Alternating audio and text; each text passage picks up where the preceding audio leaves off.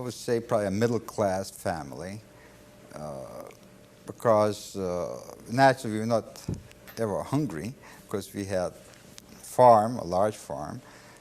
Probably in Suchowola we had one of the largest farm, and the textile store, and that helped with income. So, and there were lots of poor people, and we used to get lots of beggars that used to come around. And my dad had one rule: if a beggar ever came to our house, which was Friday afternoon, he would have to spend the Sabbath with us. Mm-hmm.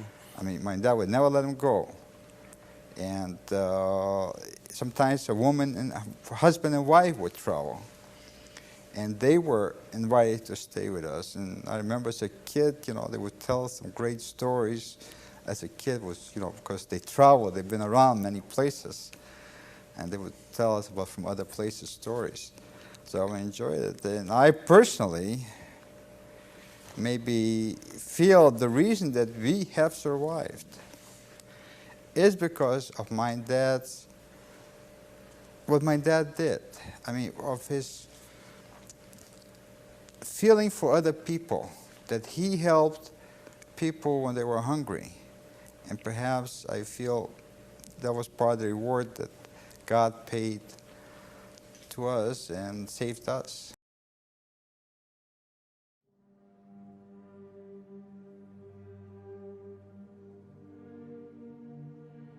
We were right at the edge of it, so we were kind of blocked off. Like, you know, you had to have a place to go up to the attic, but you would be going up to the attic, and there would be a stack of hay. So nobody could see us if you went up from one side out to the attic, the regular side. But there was a special opening from the barn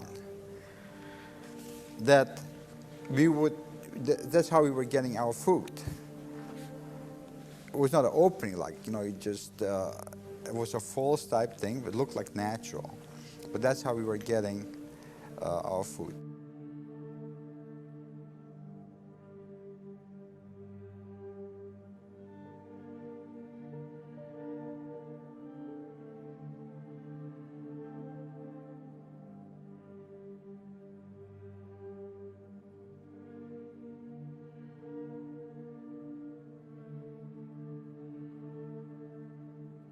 It was October of 1942. And it started already being very cold, and we were experiencing the first winter, which we didn't realize what would be to be in the open. I mean, we would, in front, just from breathing, our covers would be frozen.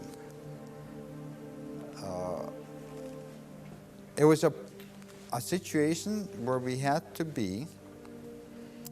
We realized, at least I realized, we couldn't speak a loud word.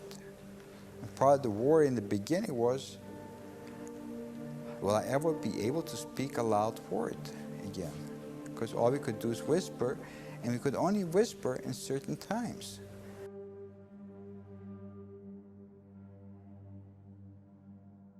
The only thing that I could do is lay down or sit up. My younger brother, he could go right in the middle, kind of near the chimney, and he could stand up there.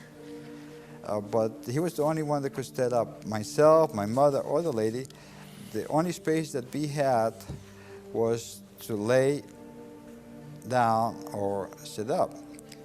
In the beginning, I think the first month, we would get some water, just a little bit of water where we could wash ourselves.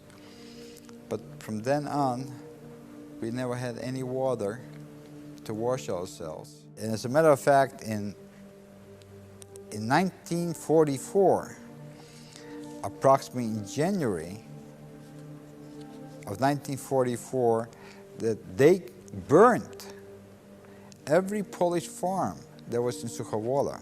Well, we were up, our hiding place was up on a hill, and we were right near the road also. So we could see and hear almost everything, because at night voice is scary. And so we could see, the way we could see. Our opening was a hole from a nut, that we knocked out from the wood panel in the wall, so we could see. This was our opening to the city. Cracks, but we could see. That was our opening. And they burnt, and there was, as a matter of fact, one Jewish doctor that was hiding with a Polish family was burnt at that time in the village. But also, we had another situation. My mother, when we went into hiding, was pregnant.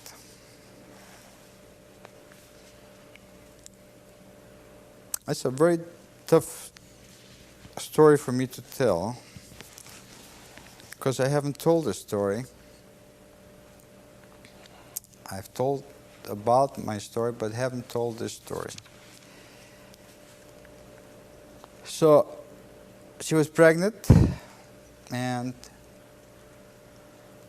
I think about 4 months, or 4.5 months, it was in January, I think, where she had to give birth.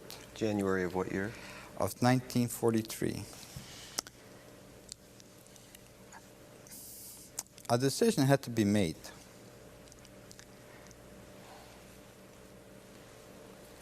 What to do with the baby. We couldn't have, since we couldn't speak loud words, we couldn't have anybody crying. How do we know a baby is not going to cry? How can you tell a baby not to cry? So a decision was made. You had to kill the baby.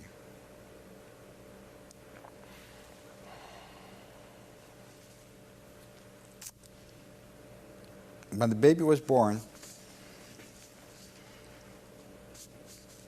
my mother couldn't scream of the pain. Because if she would have screamed, we would have been dead.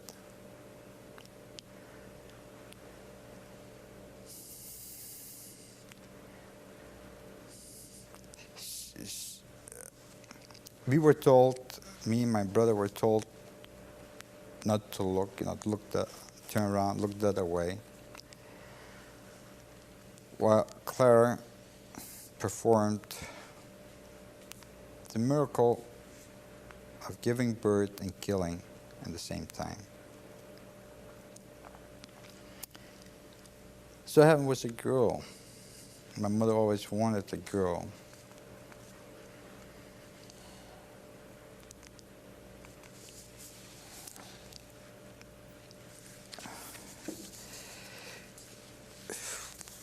When we had to bundle it up. You had to ask the lady,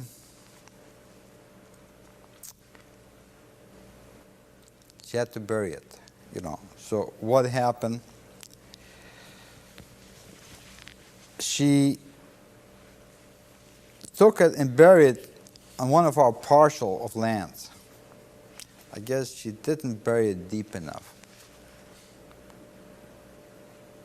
The dogs dug up the remains. I think the most important thing is education.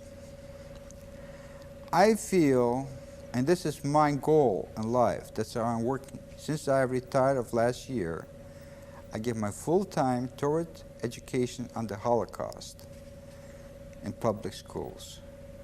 Because only through education will the future generation understand and be able to prevent a Holocaust. Maybe the Holocaust just happens to happen to me, the Jews. I don't want other children to go through what I had to go through. And I think each one of us can make a difference. One person can make a difference. When we see hate, bigotry, racism, anti-Semitism, we can't let it happen. We have to stop in and stop whoever is doing it. I feel This happened at one time just to Jews. Tomorrow it can happen to another minority.